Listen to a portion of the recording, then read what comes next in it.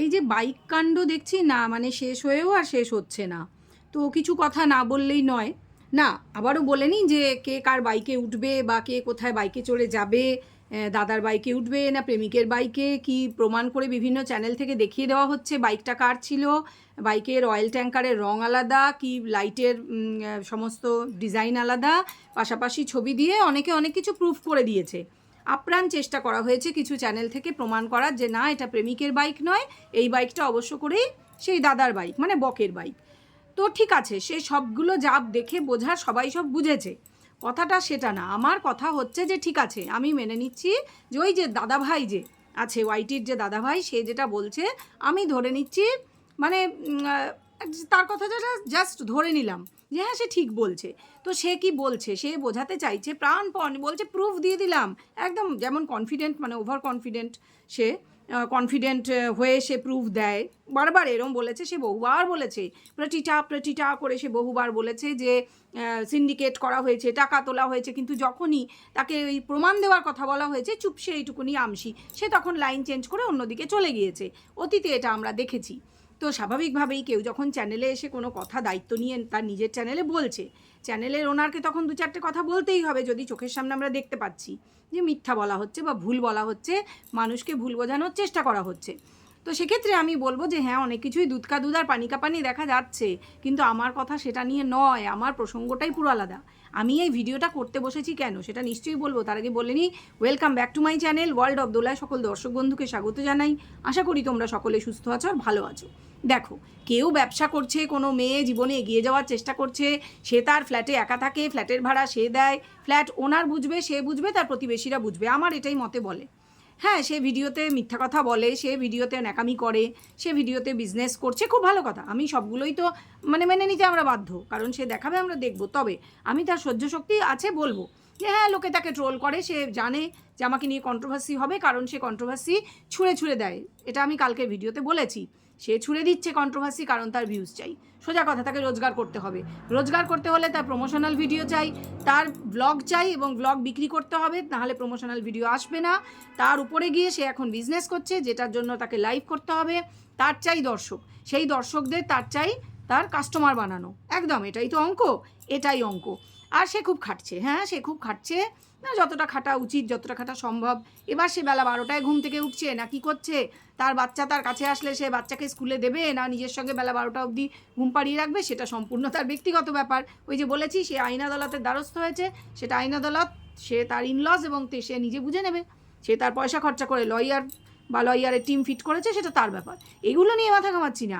আমি যে বিষয়টা নিয়ে মাথা ঘামাচ্ছি সেটা হচ্ছে ভিডিওতে যা দেখানো হয়েছে, এবং আমি তাকে নিয়ে অ্যাকচুয়ালি বলছি না, আমি বলতে চাইছি যে দাদাভাই যে আমাদেরকে বুঝিয়ে দিলেন যে এটা সে ওই বক দাদাভাইয়ের বাইকে চেপেছিল, সবাই মিথ্যে কথা বলছে যারা বলছে আর কি। বেশ, আমি মেনে নিলাম এক মুহূর্তের জন্য সে বক দাদাভাইয়ের বাইকে চেপেছিল। কথাটা হচ্ছে, আগের দিনও আমরা দেখেছি সে যখন লাঞ্চে গেছে, সে বলছেন সে মানে মিন করছে, সে নিজেকে ট্রিট দিচ্ছে, অনেকেই এটা বলেছে তার দিকে, যারা তার হয়ে বলে। বেশ, সেটাও যদি মেনে নিই, কিন্তু এটা আবার অনেকে দেখছি বলতে চাইছে যে না, সে তার পিছনে, তার এই যে উঠে দাঁড়ানো, তার এই যে বিজনেসে সাকসেসফুল হওয়া, এসবের পিছনে যে আসলে দায়ী, মানে সে কিন্তু তার এই অ্যাসিস্ট্যান্ট যাকে রেখেছে তাকেও কিন্তু খুব জায়গাটা বিরাট দিয়েছে, যে বিশাল কাজ করে, আমার এই সব দেখে দেয়, খুব বিশ্বাসভাজন। আমি তো আগেই বলেছি যে টাকা পয়সার বিশ্বাসভাজন মানেই সে খুব কাছের, এবং আনখা লোক, নতুন অচেনা লোককে কাজে কেউ চাকরিতে রাখলে তাকে যতই মাইনে দিক আর যাই দিক, তাকে বিশ্বাস চট করে করবে না, এটা কিন্তু নিয়ম, একদম নিয়ম। নিজের টাকা পয়সা, ব্যাংক, এই সমস্ত বিজনেসের সব ভার তার উপর দেবে না, অবশ্য করেই সে ভীষণ বিশ্বাসভাজন। এইবারে তার ঘরের মধ্যে সে বিছানার একদিকে শুয়ে থাকে, কেন শুয়ে থাকে হ্যাঁ জানি না, সে সেটা আবার দেখায় ভিডিও করে যে আমি দেখো বিছানার এক কোনায় শুয়ে আছি, প্রায় পড়ে যাচ্ছে, সেটাও মেনে নেওয়া গেল, কারণ পাশ থেকে নাক ডাকার আওয়াজও পাওয়া যাচ্ছে, সেগুলোও না হয় ইগনোর করে দিলাম। তার ভাতের থালা যখন সে দেখাচ্ছে, শুধু থালার ওপর ফোকাস করা হচ্ছে ক্যামেরা, যেটা অনেক দিন আগে করা হতো, যখন বলা হতো ভিক্ষামার বাড়িতে রয়েছি, যখন বোঝানো হতো যে প্রেমিকের বাড়িতেই আসলে আছে, বোঝানো হতো না, প্রেমিক বলেছিল, এই যে তার সোনাদীপ ভাই আর কি, যে সবার সোনাদীপ ভাই, তার চ্যানেলে গিয়ে প্রেমিকের গলার আওয়াজ আমরা শুনতে পেয়েছিলাম, যে বলছে যে আমার কাছে রেখে দিয়েছি, ওই যে দাদা লাথি মেরে পিছনে বার করে দিয়েছিল নিজের বিয়ের আগে, এগুলো তো পুরনো কাসুন্দি, তাই না? আবার ঘাঁটতে হচ্ছে, কিছু করার নেই, কারণ কিছু দর্শক আছে যারা অন্ধ এবং তা ব্লান্ট হেডেড একদম, তাদের কিছু মনেও থাকে না, মেমোরি একদম লস্ট, তো তাদের একটু মনে করিয়ে দেওয়ার জন্য এগুলো একটু বলেই দিতে হয়। হ্যাঁ, মানে ওই রিক্যাপ বলতে পারো। তো যাই হোক, এগুলো তো গেল, কিন্তু কথাটা যেটা আমি যে বিষয়টা নিয়ে মূলত বলতে বসেছি, যখন সে তো জানতে পারছে, আমরা যেমন শুনতে জানতে পাচ্ছি যে বলা হচ্ছে বাইকটা ছিল বক দাদার। তো বক দাদার তো একটা গোটা ফ্যামিলি আছে, আস্ত ফ্যামিলি, সুন্দরী বউ আছে, দুটি সুন্দর সুন্দর ছেলে আছে। তো না তিনি কিছু বলছেন না এ কিছু বলছে, বুঝলাম ওদের পিঠের চামড়া মোটা, কিন্তু কথা হচ্ছে যে বকদাদার পিছনে লোকে বলছে যে এই যে খেতে গিয়েছিল সেটাও বকদাদাকে নিয়ে, এই যে তার মালপত্র পৌঁছতে পোস্ট অফিস যাচ্ছে সেটাও বকদাদাকে নিয়ে, তখন কিন্তু কোনো পক্ষ থেকে কোনো প্রতিবাদ ভিডিও আসছে না। বকদাদারও চ্যানেল আছে আমরা জানি, এবং এই যে বকদাদার বোন যে সকল ছোট্ট মেয়ে, তারও কিন্তু চ্যানেল আছে, সে তার চ্যানেলে প্রতিনিয়ত ভিডিও দিচ্ছে, অনেক কিছু দেখাচ্ছে, নাকের ডাক শোনাচ্ছে, বিছানার এক কোনায় শুয়ে অনেক কিছু বোঝাতে চাইছে, বুঝছি সবাই সব বুঝছে, কিন্তু কেউ কিছু বলছে না, আবার বলছে, কিন্তু তাকে ঢাকা চাপা দেওয়া হচ্ছে, কারণ তার হয়ে যারা ভিডিও করে তারাও জানে যে সে কি দেখাচ্ছে, তার কি মানে হয়। সেই জন্য তারা এখন কি বলছে, অনেকেই বলছে ও যা করছে করছে, বেশ করছে, ও বেশ করুক, ও যা করছে করবে, আমরা কিন্তু সাপোর্টে ছিলাম, আছি, থাকবো, কারণ ও সাকসেসফুল। তারা এতদিন ভ্যান ঘ্যান প্যান প্যান করেছে, তারা বলেছে বাচ্চা আসছে, বাচ্চা আসবে, ও ভীষণ দুঃখে আছে, ও প্রকাশ করে না, কিন্তু তারাও অনেকেই পাশ থেকে এখন সরে যেতে বাধ্য হচ্ছে, কারণ তারা বুঝে গিয়েছে যে কোনো একজন মা জাস্ট পাগল হয়ে যেত, এক তো বাচ্চা ছেড়ে চলে গেছে, সে যদি পরিস্থিতির শিকারও হয়ে থাকে, 1.5 বছর থেকে 2 বছর হতে গেল, সে পাগল হয়ে যেত, জাস্ট পাগল হয়ে যেত। এইভাবে ফুর্তিতে থাকা, এইভাবে একের পর এক বিজনেসে সাকসেসফুল হওয়া এবং যথেষ্ট আনন্দ ফুর্তিতে ফ্ল্যাট নিয়ে বসবাস করাটা কোনো সুস্থ স্বাভাবিক মায়ের পক্ষে সম্ভব না। সে তার ওই সম্পত্তি, যেটা সে নিজের পেট ছিঁড়ে জন্ম দিয়েছিল, সেই সম্পত্তির আশা ত্যাগ করেই সে নতুন জীবন বেছে নিয়েছে। এটা যতই বড় একটা অদ্ভুত জিনিস হোক, এটা সত্যি, এটা সত্যি, এটা প্রত্যেকে মানতে বাধ্য হবে একবারে, এটা 100%, যাকে বলে 100% সত্যি কথা। যাক, সেটাও বলার কিছু নেই, কারণ বাচ্চার ওপর কার মায়া থাকবে না থাকবে, কে কাঁদবে না কাঁদবে, সেগুলো আলাদা কথা। এবার লোকে বলতেই পারে যে তাহলে এত পয়সা খরচা করে কেসগুলো কেন লড়া হচ্ছে, তার কারণ যে পয়সাটা খরচা করা হচ্ছে না, সেটা একটা ছোট পার্সেন্টেজ, কিসের, তার রোজগারের, রোজগারটা কোথা থেকে হচ্ছে বুঝতে হবে, এগুলো বুঝতে হবে বলে আমাকে বলতে হচ্ছে। রোজগার কোথা থেকে হচ্ছে, না ওয়াইটি থেকে, ফেসবুক থেকে, সেখানে সে কী দেয়, না ভিডিও দেয়, আর সেখান থেকে সে কী পায়, প্রমোশনাল ভিডিও পায়। ইভেন ইনস্টাগ্রাম থেকেও প্রমোশনাল ভিডিও থেকে তার কী হয়, আর্নিং হয়, সেই আর্নিং, এছাড়া সে বিজনেস করছে ইউটিউব চ্যানেলকে কাজে লাগিয়ে, সেখান থেকেও তার আর্নিং হয়। সেই আর্নিংয়ের 10% যদি সে খরচ করে, মাসে ধরছি 10% যদি সে খরচ করে, তাহলেই কিন্তু তার কোট খরচা উঠে যায়। তারপরেও প্রশ্ন থাকে সে কেন বেকার এই 10%ই বা খরচ করবে, কারণ আছে, বলছি। যাদেরকে সে বোঝাচ্ছে যে আমার বাচ্চা চাই, যাদেরকে সে বোঝানোর জন্য এত বাচ্চা বাচ্চা করে এত কেস করেছে, তার নিজের জন্য নয়, যাদেরকে, তারা হচ্ছে তার দর্শকরা একটা আশায় থাকবে, তারা ওকে সাপোর্ট করবে, আর ওকে সাপোর্ট মানেই আর্নিং, আর আর্নিং মানেই হচ্ছে ব্যবসা বড় হবে, আর্নিং চলতে থাকবে, ব্যাংক ব্যালেন্স বাড়বে, বাড়ি গাড়ি হবে, দ্যাটস ইট।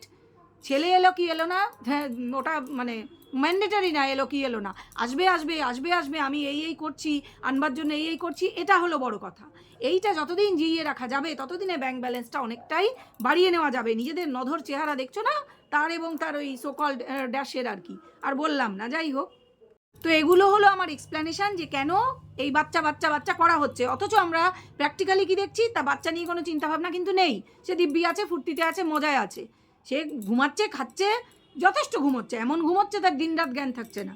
যাক, এগুলো নিয়ে বেশি বলতে ভালো লাগে না, আসি মূল প্রসঙ্গে, যে এটা কথাটা বলার জন্য আমার এই ভিডিওটা করা, যে এই যে বক দাদার একটা গোটা ফ্যামিলি রয়েছে, তার ফ্যামিলিতে একটা রেপুটেশন আছে, তিনি একজন শিক্ষিত লোক, অথচ দেখো তাকে নিয়ে একটা বদনাম, অনেকে অনেক নোংরা নোংরা কথা বলছে, যেগুলো আমি বা আমার মতন মানুষেরা কোনোদিনই বলবো না বা বলতে পারবো না, কারণ আমরা জানি উনি নিজের প্রফেশনে ঠিক আছেন, কিন্তু ওনার সাথে কোনো নোংরা রিলেশন কোনো দিনই বলবো না, কারণ সেটা সত্যি নয়, সত্যি হলেও বলতাম না, তবে সত্যি নয় সেটা বোঝা যায়। উনি বোনের মতোই দেখেন, ঠিক আছে, বোনের মতন দেখুন, ক্লায়েন্টের মতন দেখুন, যাই দেখুন, ওনার সাথে কোনো উল্টাপাল্টা কোনো রিলেশনের প্রশ্নই নেই।